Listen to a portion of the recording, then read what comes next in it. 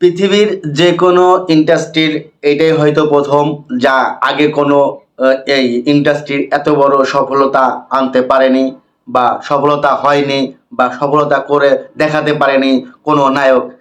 যেটা আমাদের সুপারস্টার, আমাদের মেগা স্টার, যাকে বলি ইন্ডাস্ট্রিয়াল স্টার শাকিব খান। তার নতুন ছবি মানেই হিট, এবং নতুন ছবি মানেই আলোড়ন সৃষ্টিকারী, নতুন ছবি মানেই ঈদের আমেজ।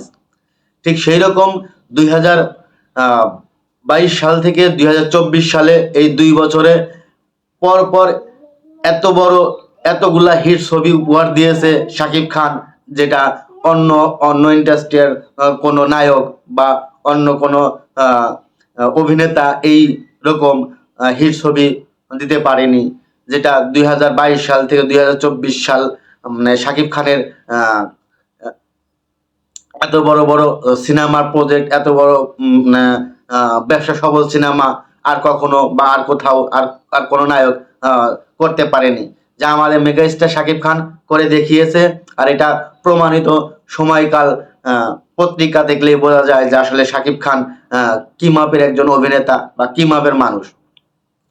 তো সবাইকেই একটা খবর দিতে চাই, সেটা হলো যে শাকিব খান ইতিমধ্যে কয়েকটা ছবি হাতে নিয়েছে, যেগুলা ছবি মানে অ্যাকশন ধাঁচে তৈরি হবে, অ্যাকশন মাপে তৈরি হবে, এরকম কিছু ছবি শাকিব খানের হাতে অলরেডি চলে এসেছে। এবং শাকিব খান ধীরে ধীরে একের পর এক এইরকম অ্যাকশন ধাঁচের সিনেমাগুলোই করবে, যেটা দর্শক প্রেমীরা চাচ্ছে।